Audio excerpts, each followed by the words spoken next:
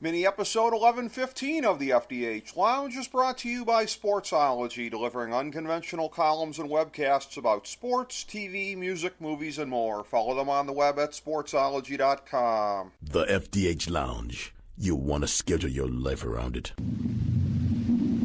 A long time ago, on a gloomy, wet Cleveland spring night, two men stand alone amidst the late-night drizzle. Their voices echo across the vacant station parking lot as they debate the merits of the great American radio show that have been missing for far too long. On that night, an idea was born. That idea became the FDH Lounge.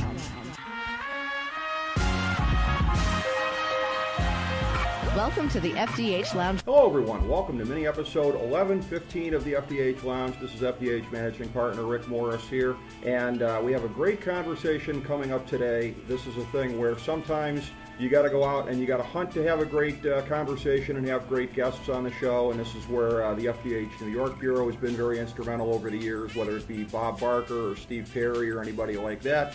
Sometimes you basically have something that's right in your own backyard that's really worth pursuing, and this is one such example of that. I am speaking with a decorated law enforcement agent today who actually happens to be my cousin, Ed Tomba, primarily with the city of Cleveland. He was working on and central to many different events that there were over the period of time, whether it be the 2016 Republican National Convention, various task forces, and various different projects over the years that have really led to a lot of fascinating experiences on his part. I wanted to be able to get a chance to have a conversation with him, particularly once the cities were announced for the 2020 conventions, because I know he has an interest in participating in making himself available to share the expertise that he picked up in 2016. But always a pleasure to get together with Ed Tomba, and especially today on this occasion. Ed, welcome to the program. Thank you for being here today. Thanks, Rick. I appreciate the invite and the time to speak with you today.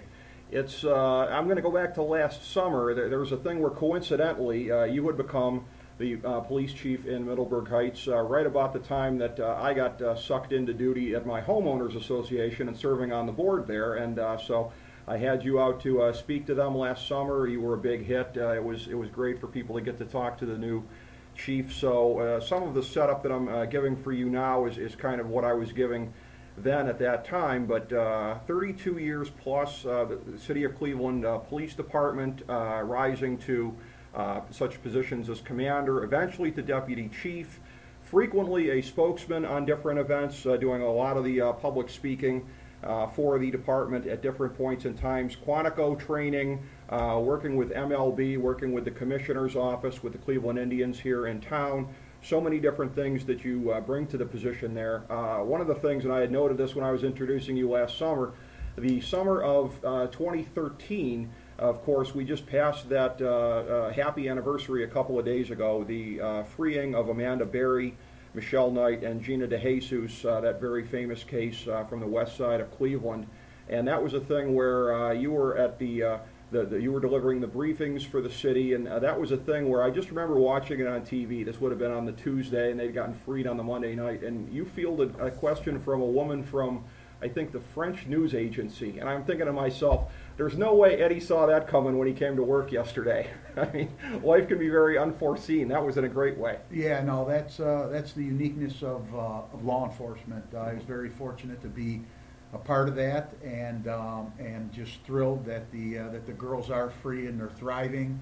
And we were thrust into the worldwide stage, mm-hmm. And I thought we handled it very well. And it's just one of the positive things that have come out of a long career that I've had with the city of Cleveland. Very much so. And I know that, again, you worked on a number of different cold cases, and that being maybe the most famous of them. I'm curious in terms of going through it here, because there are things that, again, and obviously you have to work with the families to kind of keep their hope up and everything like that. But in a case like that one in particular, were the facts telling you that there was a good chance that they might still be alive? Were you as surprised as a lot of the people in the general population were, or did you sort of have a sense all along that might be the outcome? Well, you know what, we were all a little bit surprised, and I think part of it was because of the time that had gone by. Mm-hmm. There were so many men and women of law enforcement, the locals, the FBI, that worked on that case. We always have, and we always do have hope that we're going to have a good outcome. But we've seen so many other ones that haven't been good. Yeah. So to find that they were all alive and that they were together was just something that caught us all by surprise, and it was one of the better endings to a very, very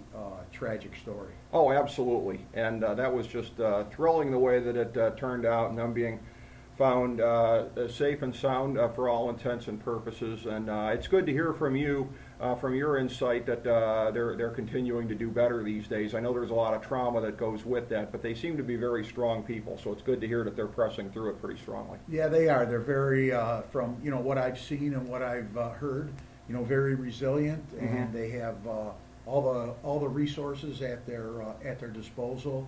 And I think now they're just enjoying being with their families, and I think that is the tie that kept them all strong during those years. That is tremendous that they were able to make it out against all odds, and it is just an amazing story the way that it went. So, like you said, there are a lot of things that are unforeseen with law enforcement. You're coming up with the things, you're dealing with them. I'd seen you on a previous instance on TV when there was a shooting at, I think it was Case Western, and you were handling some of these spokesman duties for that. So you have events like that are obviously unforeseen. And then I got to think, though, as we're rounding into 2014, because that's kind of what sets the table for a lot of the convention stuff, in the early summer of 2014, it gets to be announced that Cleveland's going to get the Republican National Convention in 2016, and obviously at that point you're already anticipating that you're going to play a significant role in that. Whether you knew what it was going to be exactly or not, you knew you were going to be very much involved in that. So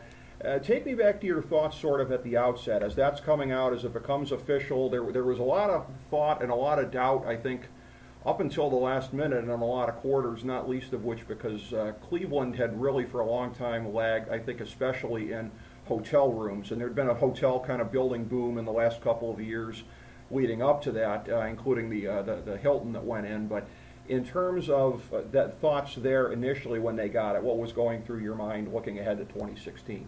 Well, I think we were very excited. The plan and the proposal that the mayor's office and the Convention and Visitors Bureau put together really, I think, really sold our city in a positive light. Obviously, security is always a concern, and we were at the table for many of those discussions with the selection committee from the Republican National Committee. They would talk to us about our thoughts and about how we would police it and about what we would do. We put together different proposals and different scenarios, and then when we were awarded, it was a great accomplishment. And I remember being at the meeting, and then they said, now the work really starts. Sure. And that it did. And we started our planning. I was selected by the chief to be the director of security and the head operations chief for it, and to put together the plan. And we were off and running.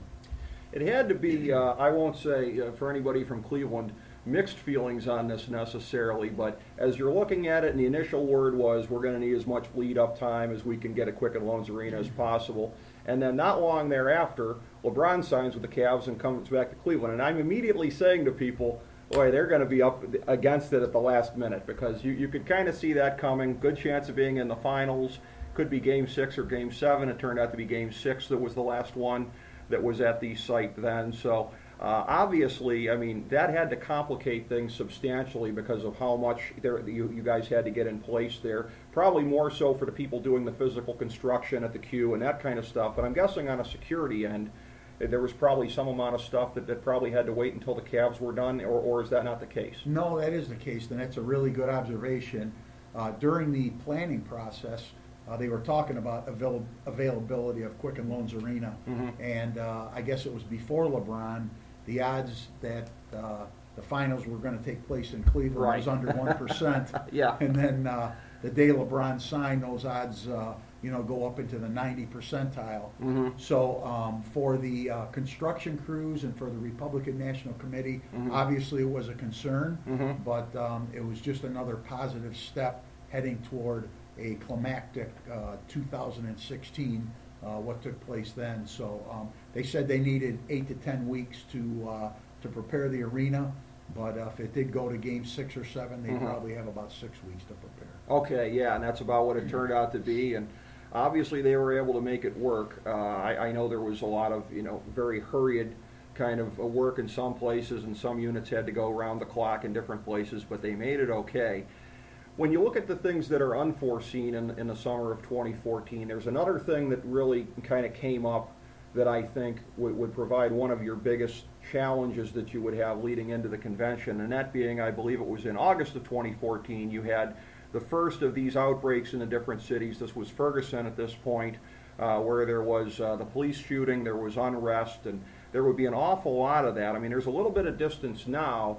I don't think it's necessarily at the point where we forget, but the times between then and in 2016, it was really very fevered. You would have something happening every so often, and then unfortunately, right in the lead up to the convention, you had the shooting of the police officers in Dallas. There was, I believe, in Louisiana not long before then, there was an ambush. So as you're looking at this situation, this sort of societal pattern that's developing in the 2 years leading up to the convention, I have to say, I mean, from my perch of worrying about this for your sake and thinking, oh, please let this go well for Ed, and please let things, as all the friends and family were, as you well know, that was one of the foremost factors, I think, that we were looking at and thinking could be an issue. So as you're going through it, what's going through your head as far as the challenges that have been put out there by this whole kind of outbreak? Well, it definitely was. It was quite a challenge, and we knew we were going to be on a worldwide stage,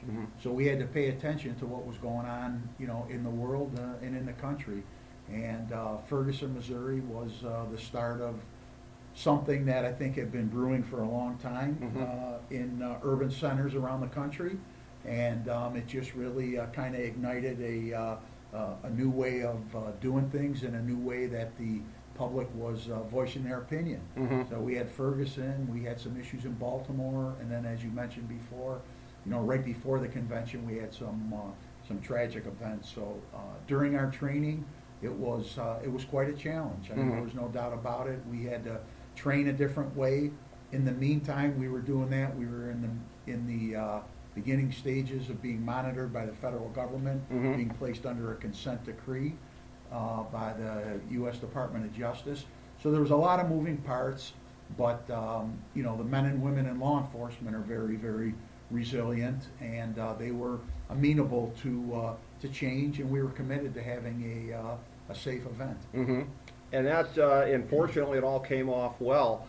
It's a thing where to kind of go from that to a little bit of a side point here, I'm curious in terms of your law enforcement experience and the experience that you had overseeing an awful lot of things with internal affairs, that when there are controversial events that happen, are there any sort of misperceptions that the public has a lot of times about the investigative process, about the ability of getting officers to cooperate? Because there's a lot of thoughts out there as far as the difficulties involved sometimes in getting to the truth. Are there any popular misconceptions that you're aware of in that way? Well, I think I think there are, and I think some of these misconceptions have been have been cleared up, and I think the people are starting to understand a little bit more. We are entitled to to due process, but we want to we do work for the citizens. We do want to be as open and as transparent as we can be in an effort to be fair to not only the officer but to the public. So I think that's there is this thought of the police being a very, very secret society. Well, I think historically maybe, but now with body cameras, with dash cams, and all the videos out there, that a lot of times these events are caught on camera, and but not the whole event. So there are some times where there does need some further investigation, and things aren't what they seem. But everyone is entitled to due process, and even though you wear the badge, you still have that cloak of innocence until somebody proves you guilty, and you're still entitled to due process. Absolutely, yeah, that's a very important point. And as we're coming into 2016 here, as the convention is kind of leading up, circling back to a little bit of what we were talking about before, subsequently with LeBron and the Cavs, they don't quite get it done in 2015, but come close, heartbreakingly close. 2016, they get it done. The greatest sporting event of the lifetime of myself and a lot of other Northeastern Ohioans. So you've got a thing where, again, maybe anticipated on a certain level, and I'm sure there's contingency plans in case it happens, but all of a sudden, 3 days after the finals are done, you've got a parade happening, and it's, according to Wikipedia, 1.3 million people, one of the 100 largest gatherings in human history. So I've always thought I would have liked to have seen any satellite pictures from space of what it was to look like on 71 and 90 and everyone coming into town here. But if for something like that, is that in any way any kind of useful dry run or anything that you might learn coming into the RNC as far as any kind of practices, crowd control? Obviously it's crowd control times a million when you're looking at that, but was there anything that you could take from that and sort of use usefully a couple weeks later? Well, there actually was. Number one, it was, it was a great event. I happened to be working that night that they clinched. I was at 9th and Prospect, and the euphoria and the celebration that took place after was something that I'd never seen before, and I was very happy to be a part of it. The city was very, very well behaved. They celebrated remarkable, in a remarkably safe manner. We planned the parade, and I was anticipating, thought it would be a big crowd of about 500,000 people, and to my surprise, when I woke up that morning and headed into work, it was double that. Yeah. And it was. We learned a lot. We debriefed extensively after that meeting, after that parade. We had numerous meetings. We know that our bicycle unit was going to be an integral part of our security plan, and we knew how much we needed the help of law enforcement officers from around the country. Yeah, and it was good that you guys were able to draw upon that as well. And whether it be that day or whether it be at the convention, and this is in a little bit more of a goofier direction, but we happened to have a societal craze breaking out that summer in the form of Pokemon Go, and people going different places, and in a lot of cases making nuisances of themselves just to identify at the certain type of hot spots or whatever. So at either the parade or the convention, was that any kind of an issue at any point where you were hearing about this? Because it was sort of happening not just all over the country, but all over the world, and people kind of making idiots out of themselves at inappropriate places. I'd kind of be surprised if there wasn't a little bit of that going on here. Yeah, I'm sure there was. We were definitely aware of it. Rick, we, all the planning and everything that we did, the plans kept changing every day. Sure. And the amount of officers that we had coming in was changing. The commitment that we had was changing every day. So we did get to a point when we were about 60 days out. We thought we had a solid plan, and now it was time to put that plan, into motion. And there are a lot of things about that again, because of subsequent conventions that are coming up and the need to secure those, where in terms of the details of it, that the public will never and probably should never know, just to be able to keep the subsequent ones going good. But just so in the general sense, and take this wherever you want to take this, as far as there were some things that I had noticed coming into this. For example, the Saturday before the convention, I'm driving up 71, just a little bit south of 480, and I see a couple of, I'm guessing they were National Guard outfit things here, like a little bit of a caravan, and they were kind of going off of 480. I'm thinking, oh, they're probably going over to the thing on 150th there. So there was things like that. I was downtown the Monday morning of it, and I saw what looked to be National Guardsmen behind a fence north of Public Square. So, I mean, there were an awful lot of things here where I think it was probably planted in the public's mind that there's a lot that's going on here and a lot that we're not going to know and probably shouldn't know. But I think if you were looking, you could see an awful lot of signs of being ready for anything. Well, I think our preparedness was the key, and we actually had our goals and our marching orders. We didn't want it to look like a military encampment. Right, and it didn't look overt, I didn't think. Yeah. And we didn't want that. Yeah. But we wanted everybody to know that we had the resources to handle any incident very quickly and very professionally. Yeah. So the model was foot patrols, bicycle patrols, mounted patrols, community policing. Mm-hmm. But if anything got out of hand or anything jumped off, we had the resources staged all over the city, and a lot of it was out of sight. Okay. A lot of it was covert. We had the resources staged all over the city to handle any issue that would have presented itself. Yeah, well, that's kind of what I figured from looking around. Yeah, it sort of had that sense that you guys were going to be ready for just about anything, and thank God it never came to that. As far as it goes, again, with the actual, as you're there working it and you're at the nerve center, I mean, the thing that might sort of jump to mind, although it might be kind of a dated reference at this point, 10 or 15 years out, Las Vegas with James Caan, Josh Duhamel, I'm sort of thinking of that, the cameras everywhere and everything. So I'm guessing that the nerve center that you were at, you probably just had waves and waves and waves of information coming into you in various ways. Well, we did. We had a couple of, with all of our partners, particularly with our federal agencies, but we had a couple of different command centers set up, and we would brief every morning at 11 a.m. With all the heads of all the agencies, and we would get constant intelligence updates and constant intelligence briefings. So it was just a matter of really just constant communication as to what was going on the ground, what they were mining from social media, what we were hearing from our human sources, and what we were looking at as far as cameras and surveillance. So it was a lot of communication. I think was the most important tool of it. But every day we briefed at 11 o'clock. We went operational the Friday before the convention, and we moved right into 12-hour shifts. Oh yeah, and I think it was really impressive the way that everything came off there, and particularly with all the challenges. And just to mention another one of them here too, because as we've seen going back in history, I mean, some conventions are going to be more contentious than other ones, and this one politically was very much so. And you go back to the time leading up. I don't remember exactly when this is, but you probably remember it specifically, like when Roger Stone had come out and said, hey, if these delegates aren't doing what we want them to do, go knock on their hotel doors. And so you have all kinds of things happening because of the fevered tensions of it. You have a nominee with substantial resistance at that point still within the party as well as from outside the party.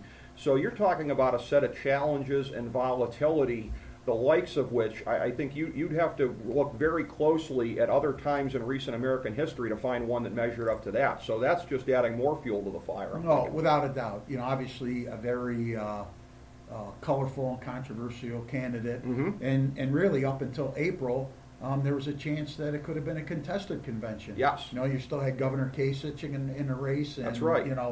So there was, there was always that possibility.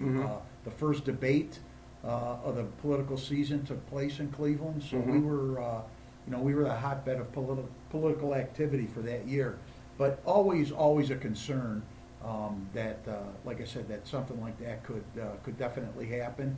And then with the law enforcement events leading up to the convention, I had law enforcement leaders calling me from across the country saying, "What's your plan to keep my guys safe when they come there? Yeah. What are you doing? Not only the public, not Sure. only the convention, but what are you doing to keep these guys safe?" So particularly the last 60 days leading up to the convention, there was a lot of uncertainty, and I think we were all really collectively holding our breath. But once we got everybody in town and we got everybody sworn in, knowing that I had a staff of 3,000 to draw on, I felt very, very comfortable. Oh yeah, and that's no doubt the sense of calm and comfort that helped you be able to get through this thing. But almost sort of symbolic of the whole thing, it kind of seemed to me, is when you're looking at something on the surface versus below the surface, is that at the convention, and you mentioned Governor Kasich, who I don't believe at any point actually went into the convention, at least as in any kind of official capacity. He was here in what seemed like a quasi-protest capacity, and yet your cooperation on the state level, the federal level, it's all there. Regardless of whatever stances any public officials take, even the governor, on an operational level, everything is steady and going well, and obviously that was key, working with the state and the federal officials. Oh, without a doubt. Our number one partner was the State Highway Patrol. Governor Kasich signed the the act that set off the request to other states to help us, and he was instrumental in that. The Director of Public Safety, John Bourne, and my counterpart, Colonel Mike Black, were instrumental in helping me with the planning, and they dedicated over 450 state troopers, Ohio State troopers. So they were all in. The political part of it was a little bit above us, so we just, we kind of blocked that out, and we knew we had a job to do, and we just did our job. Oh yeah, yeah, and it's one of these things where, again, I'll say from a friends and family standpoint, we're sort of holding our breath. And I remember getting to Wednesday and thinking, hey, it's going okay so far, not too much longer to go here. And obviously you're going through, and it's so far so good as you're going through. As you get to Thursday night and the convention is drawing to a close, and it seems pretty clear at that point that you're going to get out of this thing unscathed, which is basically the mark of total victory. What's the mood at the operations centers among the people that when you've gotten through this, when you've met these challenges, everything that's come your way, the expected and the unexpected, you get to the finish line? I can't even imagine what the mood must have been. Well, I have to say we were exhausted, but and for me, I could almost say almost euphoric. I couldn't have been prouder of the men and women of law enforcement. I remember standing at East 4th Street in Prospect with Chief Williams, and he was on a bike, and he kind of turned to me. It was about midnight, and he shook my hand, and he said, we did a good job. And I said, Chief, I said, we all did. And I was out till about 3 o'clock that morning, and the breakdown started. And then the next day on Friday, it was really what I'd like to say was almost a victory lap for us. Sure. We got a call from candidate Trump. He actually called Chief Williams, and we were all gathered around the phone. And he thanked us, and then just, walking around the city, having everybody thank us, and then, talking to some of the TV stations the next week, kind of going over things of what we did. It was a it was a proud moment for me, and actually couldn't have been prouder of all the men and women that worked the event. Absolutely, and then going through that, it just seemed, again, there was obviously the tension in the lead up to the convention and hoping that it's going to go well and everything. But afterwards, with what you're talking about, it almost seemed like just sort of a resumption, because in most other cities, what happened with the Cavs would have set the mood for the entire summer. Obviously, we have the convention here, which is a big thing in and of itself, but it seemed like after the convention was done, because that mood of the Cavs lasted for a long time, it felt like it just kind of added to the whole thing of we made it through as a city, we got through this thing, there wasn't a disaster here. Oh, the Cavs won also too, so it seemed like the two things together just even put everybody in that much of a better mood. Oh, it really did. There was no doubt about it. The city was, we were the center of attention, and then obviously the year ended with Game 7 of the World Series in 2016. So it was, I think it was a highlight year for the city. I think it was, from a sports perspective, and then putting on the safest convention, in the history of conventions, without any major incidents, without any property damage at all. Yeah. Only 24 arrests. It was something that we all were very, very, and continue to be very proud of. Yeah, that's remarkable. A remarkable thing on your record and the record of everyone involved with this. And then subsequently, again, as you mentioned, the World Series that year, and again, your role, I hadn't known the exact title and nature of it, but resident security agent / commissioner's resident representative for Major League Baseball here in the city. The years of working and monitoring things with the Indians on that kind of nature. It's interesting because you'd given me some materials to look at when I got here, and I was going to ask you a little bit about not just having interest in conventions subsequently, but I'm thinking to myself, okay, North America, there's going to be 10 cities in the 2026 World Cup. You got the Olympics in Los Angeles in 2028. But as I'm looking at your record of things that you've done here with a lot of different other sporting events, I mean, that really is like a straight apples to apples thing. You can almost take the convention experience out of this. You've got a lot of direct apples to apples experience with these type of events. So I have to believe, looking forward in terms of consultancy, that any of these major type events, I'm sure that you see opportunities to contribute what you've learned along the way.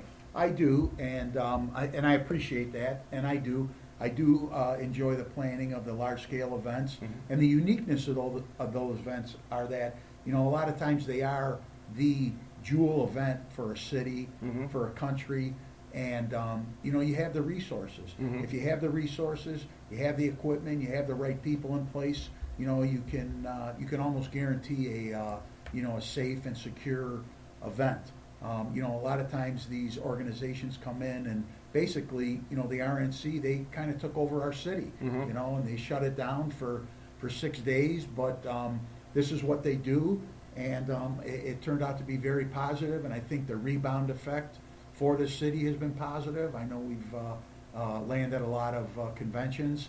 This summer we're hosting the 2019 All-Star Game, so I know there's a lot of positive things that come out of these, but absolutely, I would love to continue to work on large-scale events.